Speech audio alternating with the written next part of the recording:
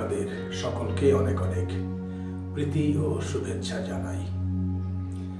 আজকে 6 জানুয়ারি 2025 খ্রিস্টবর্ষ এবং আজকে আমরা যারা খ্রিস্ট বিশ্বাসী আমরা জানি যে গতকাল ছিল রবিবার এবং গতকাল আমরা প্রভু যিশুর আত্মপ্রকাশ পর্ব পালন করেছি। প্রভু যিশু আত্মপ্রকাশ পর্বে আমরা দেখেছি, চিন্তা করেছি, বুঝতে চেষ্টা করেছি যে প্রাচ্য দেশের 3 জন পণ্ডিত কিভাবে এসেছিল সেই নবজাতক রাজা যিশুকে প্রণাম জানাতে, তাদের হৃদয়ের ভক্তি শ্রদ্ধা নিবেদন করতে উপহার সামগ্রী নিয়ে এসেছিল। আর আত্মপ্রকাশ পর্বের এই পরবর্তী সপ্তাহে আমরা প্রতিদিন সকালে খ্রিস্ট জাগে যে শাস্ত্র পাঠ শুনি, যে বাণী নিয়ে আমরা ধ্যান করি, সেদিকে আমরা একটু মনোযোগ দেব।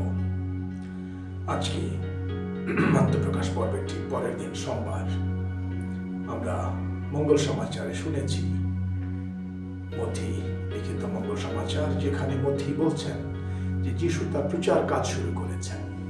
আর এই প্রচার কাজে তিনি কি বলেছেন? শুরুতে তিনি বলেছেন, তোমরা মন ফেরাও, স্বর্গ রাজ্য সন্নিকট। যিশুর প্রচার জীবনটা এই কথার মধ্যেই আমরা খুঁজে পাই। তোমরা মন ফেরাও। প্রিয়জনেরা, আমাদের মন ফেরাতে হবে, কিন্তু কোন দিকে? অবশ্যই ভালোর দিকে, ন্যায়ের দিকে, সত্যের দিকে, অর্থাৎ ঈশ্বরের দিকে। আমরা যদিও মানুষ হিসাবে সবাই চাই কম বেশি যে আমরা ভালো থাকি, আমরা শান্তিতে থাকি, সুখে থাকি, কিন্তু সবসময় সেটা হয় না। সেই জন্যই যিশু আজকে আমাদেরকে শান্তির পথ দেখাচ্ছেন, তিনি আমাদেরকে জীবনের পথ দেখাচ্ছেন। আর সেই জীবন পেতে হলে আমাদের সবাইকে মন পরিবর্তন করতে হবে। মন পরিবর্তন মানে জীবন পরিবর্তন, জীবনকে মূল্যায়ন করে নবায়ন করা। তাহলেই আমরা সেই স্বর্গ রাজ্য যে নিকটে, সন্নিকট, অতি কাছে, সেটা বুঝতে পারবো এবং আমাদের জীবনে সেটা উপলব্ধি করতে পারবো। স্বর্গ রাজ্যের রাজাকে ঈশ্বর। আমরা খ্রিস্ট বিশ্বাসীরা জানি যে ঈশ্বর তার মুক্তি পরিকল্পনা প্রকাশ করেছেন, তার একমাত্র পুত্র প্রভু যীশু খ্রিস্টকে জগতে পাঠিয়েছেন। সাধু যোহান তার মঙ্গল সমাচারে বলেন, ঈশ্বর জগৎকে এত ভালোবেসেছেন যে তিনি তার একমাত্র পুত্রকে দান করে দিয়েছেন, যেন জগৎ পরিত্রাণ পেতে পারে। তিনি বলেন, জগৎকে দণ্ডিত করতে নয়, শাস্তি দিতে নয়, কিন্তু পরিত্রাণ করতে, মুক্ত করতে, সবাই যেন সেই ঐশ্বর রাজ্যে, যে রাজ্যের কথা যিশু আজকে বলছেন, স্বর্গ রাজ্য সন্নিকট, সেই স্বর্গ রাজ্যে যেন সবাই প্রবেশ করতে পারে। তাহলে আমরা সেই কথায় বিশ্বাস রেখে, আস্থা রেখে যখন আমাদের জীবনকে যাপন করতে চেষ্টা করি, তখনই কিন্তু আমরা ধাপে ধাপে, দিনে দিনে সেই স্বর্গ রাজ্যের পথ খুঁজে পাই। স্বর্গ রাজ্যের অভিজ্ঞতা যেন পৃথিবীতেই আমরা লাভ করতে শুরু করি। তাহলে ঐশ্বর রাজ্যের রাজা স্বয়ং খ্রিস্ট, তিনি রাজাদের রাজা, কিং অফ কিংস। তিনি স্বর্গমর্তের অধীশ্বর। সমস্ত কিছু তারই দ্বারা সৃষ্ট হয়েছে, অস্তিত্ব পেয়েছে। তাই তিনি এসে প্রচার করছেন যে স্বর্গ রাজ্য সন্নিকট, অর্থাৎ তিনি এসেছেন স্বর্গের রাজা। আমরা যদি তাকে গ্রহণ করি, আমরা যদি তাকে হৃদয়ে বরণ করি, আমরা যদি তাকে অন্তরে ধারণ করি এবং তার কথা পালন করি, তাহলেই কিন্তু আমরা সঠিক পথে এগিয়ে যাই। আমাদের জীবন সুন্দর হয়ে ওঠে, আমাদের জীবনে শান্তি আসে, আমাদের জীবনে একটা আনন্দ থাকে। এটা প্রকৃত আনন্দ। এই আনন্দ হঠাৎ করে আসে আর হঠাৎ করে চলে যায় না। তাই আমরা আজকে সেই যিশুর কথায় মনোযোগ দেই। একটি বাক্য, তোমরা মন ফেরাও, স্বর্গ রাজ্য সন্নিকট। তাহলে আমরা যদি প্রতিদিন চিন্তা করি যে আমার জীবনে কোন কোন দিক আছে যেগুলো আমাকে পরিবর্তন করতে হবে, যেগুলো থেকে আমাকে সরে আসতে হবে, যেন আমি সত্যকে খুঁজে পাই, সত্যের পথ খুঁজে পাই, যেটা ঈশ্বরের পথ, সৃষ্টিকর্তা যে পথে আমাদের পরিচালিত করতে চান। এই মুহূর্তে মনে পড়ছে কবি কাজী নজরুল তার একটি গানে বলেছেন, অন্তরে তুমি আছো চিরদিন ওগো অন্তর্যামী, বাহিরে বৃথাই যত খুঁজি তাই পাই না তোমারে আমি। তাহলে এই যে ঈশ্বর, তাকে আমরা নানা জায়গায় খুঁজে বেড়াচ্ছি, কিন্তু ঈশ্বর আছেন কোথায়? তিনি আমাদের অন্তরে আছেন। কিভাবে আমরা সেটা বুঝবো? একটু চিন্তা করি, কঠিন হবে না। এই যে আমাদের জীবন, আমাদের দেহ, দর্শন বলে, পশ্চিমা দর্শন, মানুষ হচ্ছে বডি অ্যান্ড সোল, দেহ এবং আত্মা নিয়ে। কিন্তু ভারতীয় দর্শন বলে দেহ, মন, আত্মা এই নিয়ে পূর্ণ মানব সত্তা।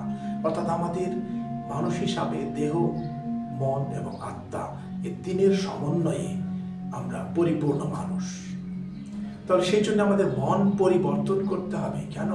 কারণ আমাদের মন যা ভাবে সেখান থেকে আমাদের মনোভাব হয়, আর আমাদের মনের যে ভাব সবসময় থাকে সে অনুসারে আমরা কিন্তু জীবনযাপন করি, কাজকর্ম করি। তখন সেটা আমাদের স্বভাব, আমাদের চরিত্র হয়ে ওঠে, আমাদের পরিচয় হয়ে ওঠে। সেই জন্যে মনকে অবশ্যই আমাদের বুঝতে হবে। আমাদের মন যেন অযথা এদিকে সেদিকে ঘুরে না বেড়ায়। সেই জন্যেই তোমরা মন পরিবর্তন করো। অর্থাৎ যদি তোমার মন অস্থির থাকে সেটাকে স্থির করো। যদি তোমার মনে অশান্তি থাকে তুমি নীরব হও, তুমি নীরবতার মাঝে ঈশ্বরকে খোঁজো, তোমার জীবনে তুমি শান্তি পাবে। বাইবেলের পুরাতন নিয়মেও আমরা দেখি বলা হয়েছে, আমি নীরবতার ঈশ্বর, আমি গন্ডগোলের ঈশ্বর নই। তাহলে সেখানে যেখানে গন্ডগোল, যেখানে মারামারি, যেখানে যুদ্ধ বিগ্রহ, যেখানে প্রতিশোধের মনোভাব, ঘৃণা, পরস্পরের মধ্যে দ্বন্দ্ব, সেখানে আমাদের জীবনে হারিয়ে যায় আনন্দ। জীবনে থাকে না কোনো ছন্দ, কারণ ছন্দ মানে সে মিলন, আনন্দ, সেটা আমরা হারিয়ে ফেলি। তাহলে আমাদের মন পরিবর্তন সেখানেই প্রয়োজন, যে আমি আপনি আমাদের নিজেদের জীবনকে দেখব, মূল্যায়ন করব, যে আমরা কেমন আছি, কোথায় আছি, কিভাবে আছি, আমি কি সঠিক পথে আছি, না কিভাবে আমার জীবন আমি পরিচালিত করছি। তাই আজকে এই কথাটাকে ভিত্তি করেই আমরা একটু চিন্তা করছি নিজের জীবনকে। অনেক সময় বর্তমান পৃথিবীতে আমরা কি দেখছি, আমাদের জীবনে, পরিবারে আমরা কি দেখছি? মানুষের মধ্যে একতা বাড়ছে, মিলন, একসঙ্গে মিলেমিশে থাকা, এই মনোভাব কি বাড়ছে না কমছে? দেখুন নিজেদের পরিবার, সমাজ, দেশ, গোটা পৃথিবী দেখুন, মানুষের মধ্যে কি সহযোগিতা বেশি না প্রতিযোগিতা বেশি? আমার তো মনে হয় সহযোগিতা আছে, অবশ্যই, না করব না। এবং যারা সহযোগিতায় জীবনযাপন করছে তাদের জীবন, যারা প্রতিযোগিতার মধ্যে আছে তাদের থেকে নিশ্চয়ই ভালো আছে, এবং তাদের জীবনে অনেক প্রতিপত্তি নেই, সম্পদ নেই, কিন্তু শান্তি আছে। তো সেই জন্যেই শান্তিতে থাকার জন্যে আমাদের অনেক সম্পত্তি দরকার নেই, অনেক টাকা পয়সা দরকার নেই। শান্তিতে থাকার জন্যে আমাদের যেটা দরকার সেটা হলো নিজের জীবনকে বুঝতে হবে। আমার এই জীবনের মালিক তো আমি নই, আপনার জীবনের মালিক আপনি নন। তাহলে জীবন আর মৃত্যু এ দুটো তো আমাদের জীবনে অবধারিত। আপনি যেহেতু একবার জন্ম নিয়েছেন পৃথিবীতে, আপনার জন্ম হয়েছে, আমার জন্ম হয়েছে, তাহলে আমাদের একদিন মৃত্যু অবশ্যই হবে। যদি এই কথাটা আমরা চিন্তা করি তাহলে কিন্তু আমাদের জীবন অন্যরকম হয়ে যাবে। আমরা এমনিতেই বিপথে যেতে পারি না। বিপথ মানে হচ্ছে বিপদ। তাহলে বিপদ আর বিপদ একসঙ্গে চলে। যারা বিপথে যায় তারা কোনোদিন বিপদ থেকে রক্ষা পাবে না, কারণ তারা তাদের বিবেক দিয়ে চলে না। আমাদের বিবেক যদি কাজ করে, আমাদের বিবেক যদি স্বচ্ছ থাকে, আমাদের বিবেক দংশন করবে। যদি আমরা ভুল করি, অন্যায় করি, অন্যের সঙ্গে যদি আমরা দ্বন্দ্বে লিপ্ত হই, তাহলে অবশ্যই আমাদের বিবেক কাজ করতে হবে। তাহলে বিবেক দ্বারা আমরা কতজন জীবনযাপন করছি সেটাই প্রশ্ন বর্তমান সময়ে। তাহলে আমরা দেখি অনেকেই মনে করে আমার সাথে একমত হবেন যে সহযোগিতা নয়, প্রতিযোগিতাই যেন বর্তমান সময়ের সবচেয়ে বেশি বড় বিষয়, যেটা আমরা নিজেদের জীবনে সবসময় দেখতে পাচ্ছি। তাহলে সেভাবে যদি প্রতিযোগিতা থাকে, তাহলে কিন্তু আমরা আমাদের জীবনে শান্তি, আনন্দ লাভ করতে পারবো না। আমাদের শান্তি বিঘ্নিত হবে, শান্তি নষ্ট হয়ে যাবে। তাই আমাদের কি করতে হবে? আমাদের নিজেদের জীবনের দিকে তাকাতে হবে। আমরা অনেক সময় অন্যের দিকে আঙ্গুল দেখাই। আপনি অন্যকে আঙ্গুল দেখাচ্ছেন একটা, কিন্তু এই 3টা আঙ্গুল নিজের দিকে আসছে। তার মানে কি? আপনি অন্যকে একবার দেখেন আর নিজেকে 3বার দেখুন। 3বার কিভাবে দেখবেন? একটা পরামর্শ হতে পারে এরকম যে দিনে নিজেকে আপনি 3বার দেখবেন। 3 আঙ্গুল 3বার দেখতে পারে। তাহলে সকালে ঘুম থেকে উঠে আপনি একটু বসুন বিছানাতে, কৃতজ্ঞ থাকুন সৃষ্টিকর্তার প্রতি। একটা আনন্দ, আপনি এখনো বেঁচে আছেন। কারণ অনেক মানুষ রাতে ঘুমিয়েছে, সকালে ওঠেনি, তাদের মৃত্যু হয়েছে। এবং গড়ে পৃথিবীতে প্রতিদিন 2.5 থেকে 3 লক্ষ লোক, 3 লক্ষ মানুষ ঘুমাতে যায় আর ওঠে না। অসুখে হোক, এমনিতে হোক, পৃথিবী থেকে বিদায় নেয়। তাহলে কি বুঝতে পারি আমরা? আমাদের জীবন, এই যে আমরা বেঁচে আছি প্রতিদিন, এটা সৃষ্টিকর্তা ঈশ্বর আশীর্বাদ। তার প্রতি আমরা যেন কৃতজ্ঞ থাকি। তাহলে কৃতজ্ঞ যখন আমাদের মন থাকে সকালে, আমরা কিন্তু তখন একটা সুন্দর মন নিয়ে দিনটা শুরু করি। তাহলে ঈশ্বরের প্রতি কৃতজ্ঞ, অন্য মানুষের প্রতি কৃতজ্ঞ। কত মানুষ আমাদের উপকার করে, মঙ্গল করে, তাদের জন্য ঈশ্বরকে, সৃষ্টিকর্তাকে যেন আমরা ধন্যবাদ দিই। তাদের এবং অন্যদেরকেও যেন আমরা মঙ্গল করি, উপকার করি, কল্যাণ করি। তাহলে জীবন সঠিক পথে থাকবে। দ্বিতীয়ত, আমরা বিকেলে, দুপুরের পরে আরেকবার একটু সময় নিতে পারি, 5 মিনিট 10 মিনিট একটু নীরব থাকি।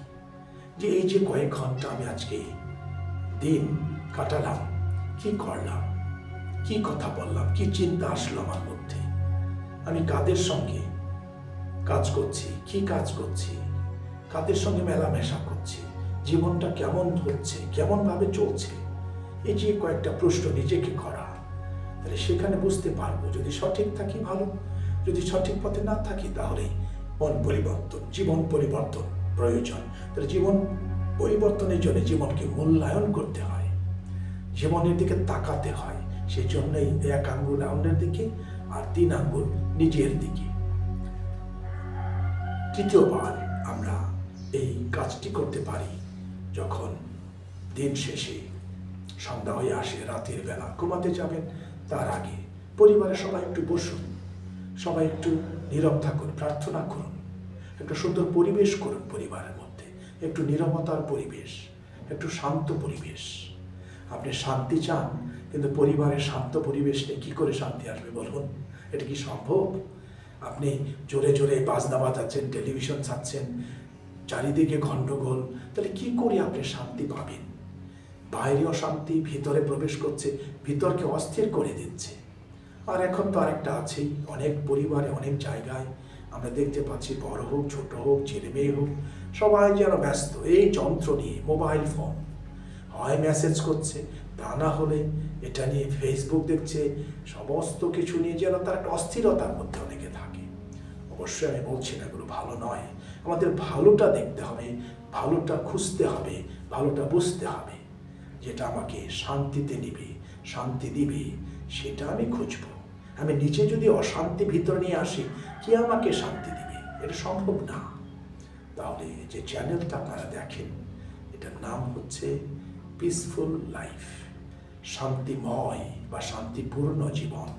যে জীবনে শান্তি আছে, শান্তি থাকবে এবং শান্তির মানুষও আমরা। তাই আজকে আমরা অন্তর থেকে সেই প্রার্থনা করি নিজের জন্যে, পরিবারে যারা আছে, সহকর্মী, প্রতিবেশী, সমাজে, সবার জন্যে আপনার যে সবসময় মঙ্গল চিন্তা থাকে। আপনি যদি অন্যের মঙ্গল চান, কেউ আপনাকে থামাতে পারবে না। আপনি যদি অমঙ্গলও চান, কি আপনাকে থামাবে? তাহলে নিজে নিজেকে কন্ট্রোল করতে হবে। অমঙ্গল যারা চায় তারা তো মঙ্গল পাবে না, তাদের তো দ্বিগুণ অমঙ্গল ফিরে আসবে। কারণ তাদের ভিতর থেকে অমঙ্গল গেল, তাহলে সেটা ফিরে আসবে দ্বিগুণ হয়ে অমঙ্গল। আপনি মঙ্গল করুন, দ্বিগুণভাবেই আপনি মঙ্গল পাবেন, কল্যাণ হবে আপনার। অর্থাৎ আমি আপনি যা দিচ্ছি সেটা 2 গুণ, 3 গুণ, 4 গুণ ফেরত পাচ্ছি। ভালো দিন, ভালোটা পাবেন। মন্দ কিছু যদি বের করেন, মন্দটাই আপনার কাছে ফিরে আসবে।